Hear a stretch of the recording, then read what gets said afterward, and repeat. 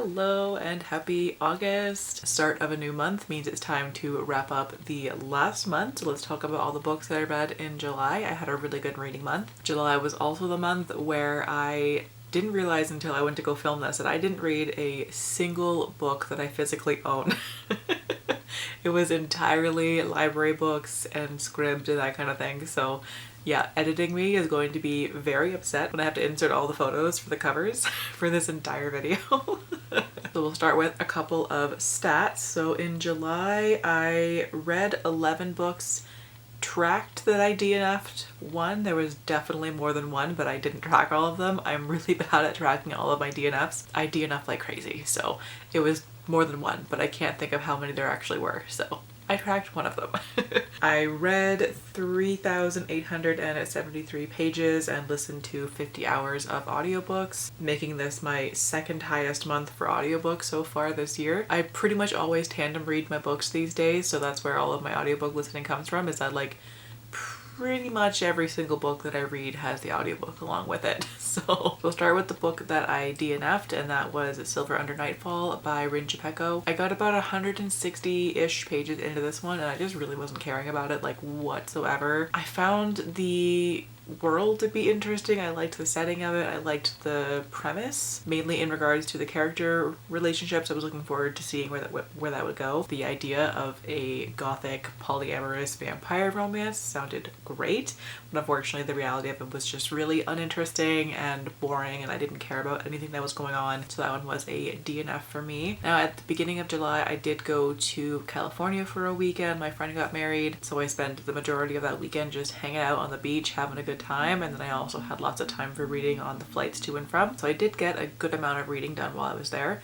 The first book that I read was Cleat by Meryl Wilsner. This one is a sapphic soccer romance. I did like it. It was fine. It just like wasn't amazing, you know, like I just don't really care about sports. I tried it because I like this author a lot and I wanted to see like if anyone could maybe care about a sports romance, it would probably be her. So I tried it out and I didn't dislike it. It just like wasn't that interesting either. I did really like that both main characters were discovering their neurodivergence throughout the course of this book together. The one has ADHD and the other one is autistic, so I thought that was very well done. But other than that, it was just kind of an okay book and I gave it a 3-star. While I was there, I also read Out of the Blue by Jason June. That one was a YA contemporary mermaid fantasy. Follows a teenage mermaid who, so in mer society, when you're a teenager, they have to go on a quest where they have to go to the surface and they have 1 month to help a human in some significant way. So the one main character is a mer who comes to the surface for their quest, and they meet the other main character who is just like very embarrassingly publicly dumped by his boyfriend. So the two of them work together to try and make the ex-boyfriend jealous, and of course in the meantime they fall in love because it's a romance, that's how it goes. This one was very cute. I did enjoy it. It was a great book to read on the beach of California. I loved it for that. The setting was fantastic just because of where I happened to be at the time. I actually didn't realize that this book was set in California until I picked it up and I was like, oh my god, it's so perfect. But yeah, I liked it. It wasn't very memorable. I think I just like, I'm not huge on YA contemporary fantasies anymore. I just don't care about like teenage high school drama and like that kind of thing. It just like really does not interest me anymore, but I did like the mermaid stuff to it. The relationship was great. I like the friendships as well. So overall, wasn't a bad book, and that one I gave 3.5 stars. Next up is one of my new all-time favorite books. That one is The Spear Cuts Through Water by Simon Jimenez. I read about half of this one when I was in California, but I did have a hard time focusing because it is a very difficult book to read. It's a lot going on. It's very confusing, and being on the beach having like screaming children all around me while I'm trying to focus was not the best setting for it. So this book took me quite a while to read. It was like a solid like maybe 2.5 weeks, give or take, but it was so good. I have literally no idea how to explain what it's about. Could not tell you, but it was excellent. It has to do with a dude who is given a spear, and the son of a prince who is on the run, and the two of them reluctantly team up to go and deliver the spear to somebody else in a different part of the world. It sounds very boring when you put it like that, and that is not a good synopsis whatsoever. That is just like the very bare bones gist of the plot. There's a lot going on. The world of this is so incredibly beautiful. It was lush. and just so descriptive and atmospheric. It was like one of the most stunning atmospheres in a book that I've ever read in my entire life. It was so good. Oh man, it's very surreal and dreamlike. I wrote in my Goodreads review that reading this book felt like watching a ballet underwater, and I don't know why that description works so well, but it really does. Like, that's exactly what this book felt like. It was such a stunning reading experience. It was one of those books where you just have to like let yourself be confused, you know? Like, it's meant to be confusing. It's meant to be weird and nonsensical and very whimsical. It's meant to feel like a dream because it partially is a dream, it partially isn't a dream. It's very confusing to explain, and just one of those books where like you just read it and you go along with whatever's happening and you don't question it. You just enjoy the experience of it. It is very dark and brutal in some places as well too. Like, just, oh man, it was so good. It was so good. I can't explain to you why it was good or what it's about or anything that is of relevance or importance to a review, but just trust me that it was phenomenal, and of course I gave it 5 stars. After that, I read The Final Strife by Saara El-Arifi. This is the first book in the Final Strife series. This was fantastic. This was such a good fantasy. This one takes place in a world where you are cast by the color of your blood. So the red bloods are considered the elite. They have all the power. They're the entire government. They have all the money, everything. The blue bloods are like in the middle but still treated like shit. They're still living in poverty. And the translucent bloods, they are servants. They have their hands and tongues cut out at birth so that they don't have a chance to like learn language or that kind of thing. At the start of the book, there is a revolutionary group who's trying to take down the red-blooded government from the inside. Roughly 20 years before the start of the book, they actually switch some babies. So they take some red blood babies and put blue bloods in their place. That way the red blood babies will grow up knowing what it's like to be a blue blood, and when they come of age they can enter this trial that happens every 10 years. It's like a magical competition kind of thing, and people who win that competition get to enter into the government. So they train these red blood babies that they stole to win the competition and take down the government from the inside. So the main character is one of the red blood babies who grew up with the blue bloods, and she has no desire to be this hero. She has no intention of entering this competition. She's been living in poverty her whole life. She is drug addicted and just has no interest in being this hero that she was raised to be. And then one night she ends up actually going to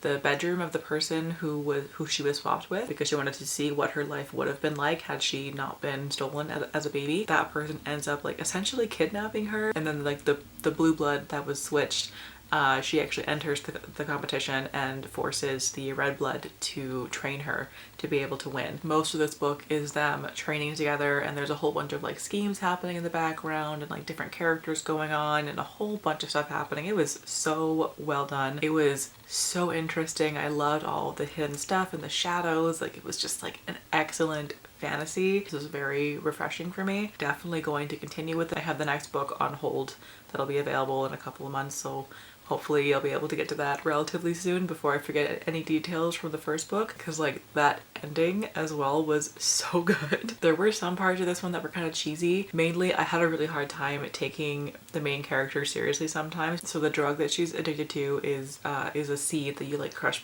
between your teeth, and part of the bargain with the character that she's training is that she cannot use drugs while she's helping her. So she keeps one of the seeds in her pocket. She like rolls between her finger all the time and just like knows that she has it in her pocket, but she's choosing not to take it. And the whole time that she was doing that, all I could think about was that scene in The Fault in Our Stars by John Green where like the main character is like he has cancer and like he just like puts an unlit cigarette in his mouth and he's like, you take the thing that kills you and you take away the power to kill you, or like whatever it was. And like it was so unserious to me, and I couldn't stop giggling every time that she was doing that.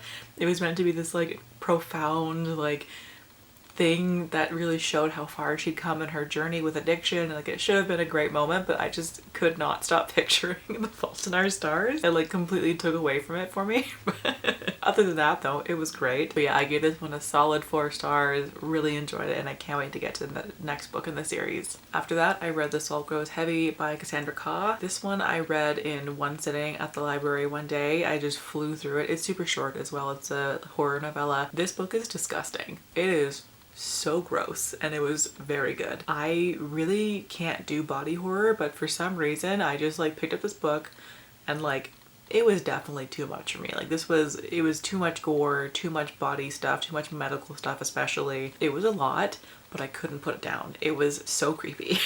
I can't really say much about like what's actually happening in the book because it's so short. Like giving away any plot details would just spoil the entire book. But the book starts with a mermaid who was captured by a king and forcibly married to him, and they had a bunch of babies. Her terrifying little mermaid babies have just wreaked havoc on the kingdom, and they're devouring everybody, like just consuming the flesh of all the people who live there. And the mermaid queen is just like, well, I should go.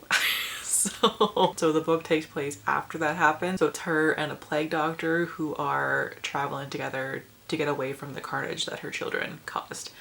Which she was very proud of her children for doing that, but you know, either way. And yeah, things happen on their journeys that I won't get into because it would just spoil the whole thing, but it was grotesque and a lot. So I liked it, but I didn't at the same time. It was effective, I'll give it that. It did a great job of doing what it was trying to do, I guess is how we could explain that. I don't know. I wouldn't read it again. It was way too much for me. I probably shouldn't have read it. I definitely had weird nightmares for a few days, but it was good, I guess. Good doesn't feel like the right word, but you know what I mean. I gave it 4 stars. I then read Sign Here by Claudia Lux. It's kind of 2 books in one, and that is actually a critique that I had of it that I'll get to in a minute. But basically, so half of this book follows a employee of hell. So his job, he works on one of the upper floors of hell where like everything is just super inconvenient. If you've seen The Good Place, then you know exactly what this hell is like, and it's so much fun. I love that part of it. But basically this employee is trying to get a promotion, and you do so by collecting the souls of 5 people from the same family, and so far he has 4. And the other half of this book is different POVs from members of this family, and they have their own like murder mystery thing going on. So the thing is with this book, I liked both elements of it. I just didn't feel like they needed to be in the same book, you know what I mean? Like the hell employee could have easily been its own book by itself, and that would have been fantastic. I would have loved to have gotten more of the hell stuff with him and like what he was doing, because he had his own side plot going on. He had his own thing happening, his own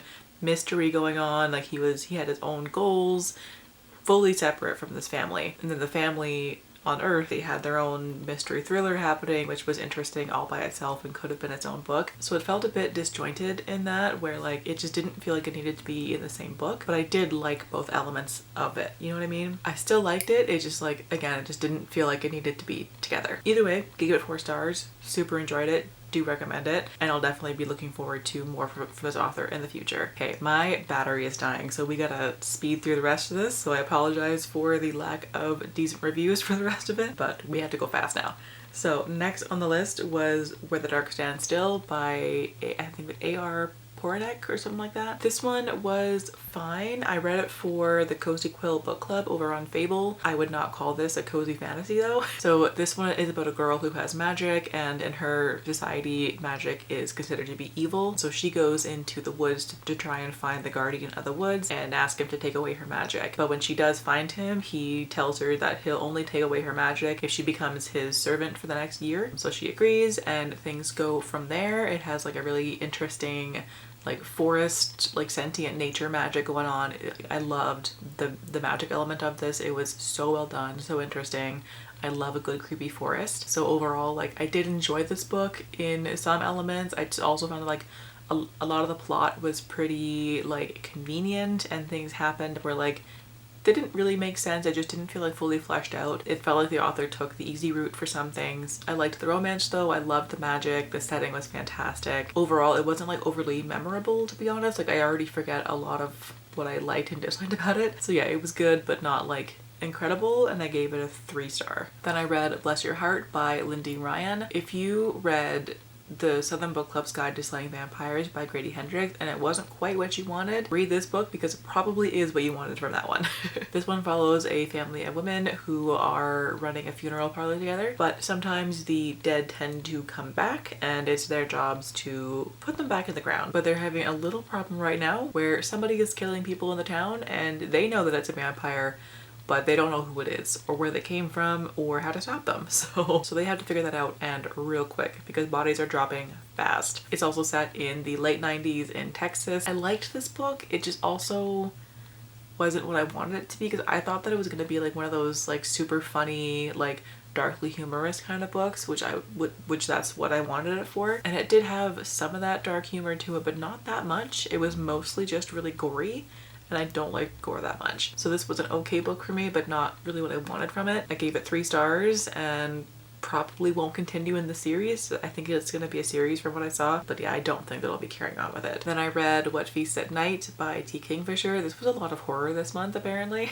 This one is the sequel to What Moves the Dead. The first book was a retelling of the fall of the House of Usher. The second book is not, it's just following the same characters, but in this one we go back to the main character's home country with some characters from the first book and some brand new characters as well, and they're all dealing with some kind of entity that attacks you in your dreams. So I did like this one. I love T. Kingfisher. I'll like pretty much anything that she writes at this point in time. I liked the first book way better. It was way creepier, and like that book to this day, I read it like 2 years ago and I still shudder every time that I think about it, whereas the sequel was still creepy in its own way. Like I loved the haunted house kind of thing and the creepy forest and that kind of thing. It was well done. It just, compared to the first book blew me out of the water, whereas this one was just like a regular horror, you know what I mean? So still really good. Not my favorite T. Kingfisher, but definitely recommend it. And that one I gave 4 stars. And then on a whim, I picked up An Elderly Lady is Up to No Good by Helene Tursten, I think is the name. This one is a super short novella. I read it over audiobook in like an hour and a half, and I don't really want to go into detail about it because like the synopsis does say what it's about, but I think it would be better if you didn't look it up and just kind of go into it blind. But I think the title gives you just enough of what you need to know, and that's all that you should know. I love this book. I did not read the synopsis prior to picking it up, so I had no idea what was gonna happen in it. And yeah, I was pleasantly surprised. When I figured out what it was about, I like literally paused what I was doing and just like jaw dropped, and I was like, what? What do you mean? Like, it was so good. It was so strange and hilarious, and I loved it. It was such a fun book. Definitely pick it up, but again, do not look it up. Just find the book, pick it up, do not look at the synopsis, and just have a good time with it. This was such a weird book, and I gave it 4 stars. The last book, super quick, Perfect Crimes of Marion Hayes by Cat Sebastian, the sequel to the Queer Principles of Kit Webb. Loved it. It was great. It follows the friends of the characters in the first book. They're on their own little adventure, and I adored this book. It was so good. I liked it just as much as I did the first book. I think the 2 characters are perfectly suited for each other. It's a grumpy sunshine kind of thing, which I love that trope so much. And yeah, I can't get into any details at all because my battery is like seconds away from dying again. So to take my word for it that I loved it, I just can't gush about it right now, unfortunately. And that one I gave a high 4 star. So that'll do it for this speed round of my July wrap up. Even though I've still been filming for like 35 minutes, I still feel like I went very fast. So who knows? But thanks for watching. I will catch you guys later on when I have a full battery and can film some more again.